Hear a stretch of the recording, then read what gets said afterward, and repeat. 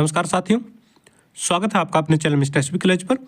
जी हाँ साथियों, आइए आज के आउटसोर्सिंग कच्चे क्रम से जुड़ी कुछ खबरों को जल्दी से जान लेते हैं, कहाँ से क्या खबर आई है। तो सबसे पहली खबर देख लेते हैं दोस्तों, यहाँ पर जॉब सिक्योरिटी से संबंधित। जी हाँ, हरियाणा के राज्यपाल की मंजूरी के बाद सरकार ने जॉब सिक्योरिटी एक्ट अधिसूचित किया। तो दोस्तों यहाँ पर जो जॉब सिक्योरिटी बिल पास किया था हरियाणा विधानसभा में, सरकार ने उसको अब राज्यपाल की मंजूरी मिल गई है और इसको प्रकाशित भी कर दिया गया है आम पब्लिक के लिए। साथियों, ये जो लास्ट स्टेज थी वहां तक इसको कंप्लीट कर दिया गया है और अब इसको अधिसूचित कर दिया गया है।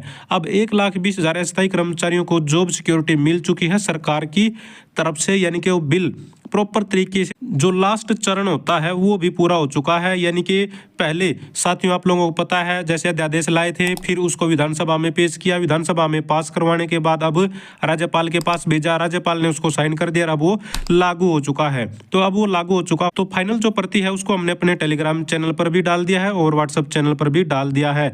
तो साथियों आप लोगों को ये पता होगा, इसमें जो गेस्ट टीचर हैं उनको भी इसका कुछ लाभ मिलने जा रहा है सैलरी से रिलेटेड, और बाकी जो अन्य चीजें हैं वो तो हमने विस्तार से बहुत सारी वीडियो में पहले से ही बताई हुई हैं। अगर किसी भी साथी को वो विस्तृत वीडियो देखनी है तो उसका लिंक भी हम डिस्क्रिप्शन में दे देंगे। अब आप लोगों के डिपार्टमेंट के ऊपर है कब वो आप लोगों के डॉक्यूमेंट वेरिफिकेशन करता है और कब तक आप लोगों को जॉब सिक्योरिटी का लेटर प्रोवाइड करवाता है। बहुत सारे डिपार्टमेंट अपना इस पर काम कर भी रहे हैं, कर्मचारियों की लिस्ट भी बहुत सारे डिपार्टमेंट जारी कर चुके हैं। तो अब ये एक्ट बन चुका है, तैयार हो चुका है और प्रकाशित हो चुका है आम पब्लिक के लिए। आगे बढ़ते हैं, सोनीपत से अपडेट ले लेते हैं साथियों। यहाँ पर सोनीपत में टेंडर खत्म होने के बावजूद कराया काम, वेतन न मिलने से कर्मचारियों ने हड़ताल कर ताला जड़ा। तो साथियों यहाँ पर नगर निगम के ठेका सफाई कर्मचारी दोस्तों जिनको 2 महीने से वेतन नहीं मिला है वो परेशान होकर हड़ताल पर चले गए हैं। इन्होंने बताया है कि इनको जो वेतन है वो नहीं मिल पा रहा है, इनका जो ठेका था वो खत्म हो गया, बावजूद इसके ये जो आश्वासन पर काम करते रहे और काम करने के बाद अब इनकी जो सैलरी नहीं मिली है। यहाँ पर आप लोग देख पाएंगे इस समस्या से परेशान रेलवे लाइन पर जो ठेका कर्मचारियों ने काम छोड़कर हड़ताल शुरू कर दी। कर्मचारियों ने सोमवार सुबह नगर निगम कार्यालय पर प्रदर्शन किया और मुख्य गेट पर ताला जड़कर धरने पर बैठ गए। उनका कहना है कि नगर निगम प्रशासन की ओर से उनकी सुनवाई नहीं की जा रही है, जब तक उन्हें वेतन नहीं मिलता तब तक वे काम पर नहीं लौटेंगे। तो जिला पार्षद संजय बड़वासनी ने संयुक्त आयुक्त से मिलकर ठेका कर्मचारियों को वेतन जारी करने की मांग की है। तो साथियों यहाँ पर कर्मचारी परेशान हैं, इनको वेतन नहीं मिल रहा है। 27 अगस्त को सफाई का टेंडर खत्म हो गया था, उसके बाद निगम प्रशासन ने कोई टेंडर प्रक्रिया शुरू नहीं की, जिसकी वजह से सफाई कर्मचारियों के सामने रोजगार का संकट बना हुआ है। उनकी मांग है कि ठेके प्रथा बंद की जाए और सफाई कर्मचारियों को निगम के रोल पर लिया जाए। तो सोनीपत में यहाँ पर परेशानी चली हुई है सफाई कर्मचारियों के सामने। और सोनीपत से ही साथियों ये एक अपडेट है जो आप लोगों को पता होना चाहिए। सफाई कर्मचारियों और उनके आश्रितों से संबंधित मुद्दों को लेकर अंजना पवार लेंगे अधिकारियों की बैठक। तो दोस्तों 10 दिसंबर यानी कि आज यहाँ पर उपायुक्त कार्यालय में इस बैठक का आयोजन करवाया जा रहा है, जिसमें राष्ट्रीय सफाई कर्मचारी आयोग की उपाध्यक्ष अंजना पवार 10 दिसंबर को प्रातः 11 बजे उपायुक्त कार्यालय में सफाई कर्मचारियों और उनके आश्रितों से संबंधित मुद्दों की समीक्षा के लिए संबंधित अधिकारियों के साथ बैठक करेंगी। यह जानकारी उपायुक्त डॉक्टर मनोज कुमार ने दी है। तो यहाँ पर कर्मचारियों की परेशानियों पर चर्चा की जाएगी आज डीसी ऑफिस में। जिनसे अपडेट है साथियों, यहाँ पर कर्मचारियों ने अपनी मांगों को लेकर सौंपा है ज्ञापन। तो अपनी मांगों को लेकर ज्ञापन सौंपा है, मांगे क्या है देख लीजिए। हरियाणा कौशल रोजगार निगम के अंतर्गत आने वाले कर्मचारियों ने नवनियुक्त प्रधान विनोद कुमार की अध्यक्षता में ज्ञापन सौंपा है डॉक्टर मित्तल को। जी हाँ दोस्तों, डॉक्टर राजेश मित्तल को ज्ञापन सौंपा है, जिसमें विनोद कुमार ने कहा कि कर्मचारी 2021-22 के दौरान जो हटाए गए हैं उनको वापस नौकरी पर लिया जाए। तो 2021-22 में कर्मचारी जो हटाए गए थे उनको वापस नौकरी पर लिए जाने की मांग कर रहे हैं। यमुनानगर से अपडेट है, भारतीय मजदूर संघ पिछले 70 सालों से कर्मचारियों के हितों में उठा रहा है आवाज। तो दोस्तों भारतीय मजदूर संघ के यहाँ पर पदाधिकारी आप लोग देख रहे हैं जिनकी यहाँ पर मीटिंग हुई है। अभियान के तहत भारतीय मजदूर संघ के नेताओं ने कर्मचारियों से किया है संपर्क। तो दोस्तों यहाँ पर कर्मचारियों से संपर्क किया गया है।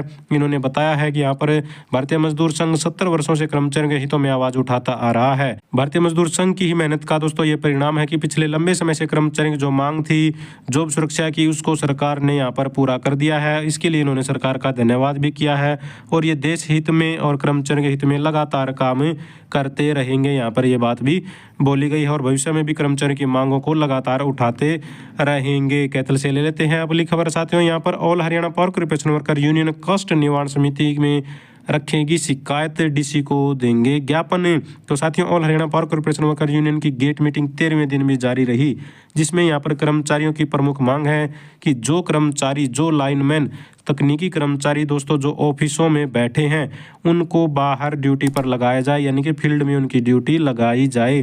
तो ये चाह रहे हैं कि फील्ड में बैठे बैठे बाहर जो तकनीकी कर्मचारी बाहर का काम करने का उनका जो भत्ता मिलता है वो ले रहे हैं ऑफिस में बैठे बैठे, जबकि उनकी ड्यूटी है बाहर, तो उनकी बाहर ही ड्यूटी लगाई जाए, क्योंकि बाहर काम करने वाले जो कर्मचारी हैं वहाँ पर स्टाफ की कमी है, उनको दिक्कत होती है। जो थोड़े से कर्मचारी हैं उनके ऊपर काम का बर्डन ज़्यादा रहता है। करनाल से ले लेते हैं साथियों। यहाँ पर करनाल के बिजली कर्मचारियों को चंडीगढ़ भेजने और निजीकरण का विरोध किया। तो साथियों चंडीगढ़ का जो बिजली विभाग है उसका निजीकरण कर दिया गया सरकार के द्वारा, आप लोगों को पता है। तो इसका विरोध दोस्तों यहाँ पर हरियाणा के कर्मचारी भी कर रहे हैं। बिजली कर्मचारी आप लोग देखेंगे चंडीगढ़ में ड्यूटी लगाने के विरोध में उतरे बिजली कर्मचारी, कहा फैसला वापस लें, चेतावनी दी, 1 सप्ताह में फैसला वापस न लेने पर बड़ा आंदोलन। तो वहाँ के कर्मचारी तो करेंगे ही, यानी कि चंडीगढ़ के वो कर्मचारी तो करेंगे ही प्रदर्शन, यहाँ पर हरियाणा के कर्मचारी भी कर रहे हैं। अब जब चंडीगढ़ के कर्मचारी हड़ताल पर है तो दोस्तों यहाँ से कर्मचारियों को भेजने का ये विरोध कर रहे हैं। भाई एक तो पहली बात भाई वहाँ का निजीकरण करके सरकारी विभाग का सबसे बड़ा जो गलत काम है वो सरकार ये करी है कि वहाँ का निजीकरण कर दिया। दूसरा यहाँ पर अगर वो कर्मचारी हड़ताल पर है तो यहाँ से कर्मचारी भेजे जा रहे हैं, तो उसका ये विरोध कर रहे हैं। अब आप लोग सोच कर देखिए साथियों, आप लोगों को सरकारें किस तरह से अलग अलग मुद्दों में, कोई जात पात के नाम पर तो कोई धर्म के नाम पर जो है किसी न किसी बात पर उलझा कर रखते हैं। सरकारें जो होती हैं, अलग अलग संगठन जो होते हैं, राजनीतिक पार्टियां होती हैं, लेकिन असली जो मुद्दे हैं वो ये हैं। अब यहाँ पर जब एक चंडीगढ़ की ही बात नहीं है, बहुत सारी जगह पर इस तरह के काम किए जा रहे हैं। अब जब एक चंडीगढ़ का ही, तो ये तो हमारे सामने एक उदाहरण है, अगर चंडीगढ़ का ही बिजली विभाग का दोस्तों उदाहरण लिया जाए तो कितने सारे कर्मचारी, कितने हजार कर्मचारी होंगे जो वहाँ पर काम करें सरकारी तौर पर।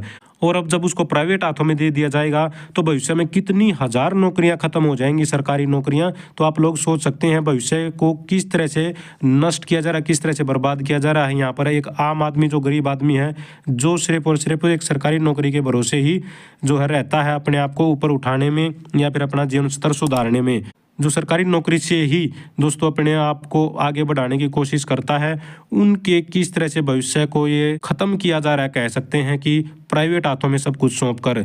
अब भले ही आप लोगों को ये लगे कि सिर्फ चंडीगढ़ की बात है, लेकिन जब चंडीगढ़ का हो सकता है निजीकरण तो कहीं और भी हो सकता है और किसी और डिपार्टमेंट का भी हो सकता है, और हुए हैं लगातार। तो अन्य मुद्दों में दोस्तों न भटक कर, किसी भी जात पात और धर्म के मुद्दों में न भटक कर असली मुद्दों पर आवाज़ उठानी चाहिए, और ये वही असली मुद्दा है जो आपकी पीढ़ियों को बचाएगा। भाई सरकारी नौकरियों को बचा लीजिए, गरीब आदमी को भी थोड़ा सा सम्मानजनक जीवन जीने का मौका मिल जाएगा भविष्य में, वरना नहीं मिलेगा उसको। ऐसे ही प्राइवेट कंपनियों में दिहाड़ी पर थोड़े थोड़े पैसे में कहीं ना कहीं जीवन संघर्ष करना पड़ेगा। और अंत में देख लेते हैं साथियों, झज्जर से अपडेट है। सर्व कर्मचारी और रिटायर्ड कर्मचारी संघ ने पुरानी पेंशन बहाल की मांग की है। कोसली रोड पर सर्व कर्मचारी संघ की जिला स्तरीय बैठक हुई है। तो साथियों इसमें चाहे रिटायर कर्मचारी हैं या फिर वर्किंग कर्मचारी हैं, सर्व कर्मचारी संघ से संबंधित दोस्तों यहाँ पर मीटिंग हुई है।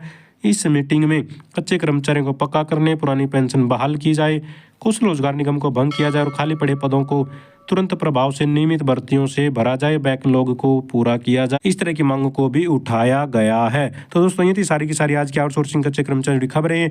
अगर आप भी चाहते हैं हरियाणा में एजुकेशन से रिलेटेड कच्चे कर्मचारी जुड़ी खबरें समय पर पाना तो चैनल को जरूर सब्सक्राइब करें, वीडियो को लाइक करें, दोस्तों के साथ शेयर करें। Thank you very much.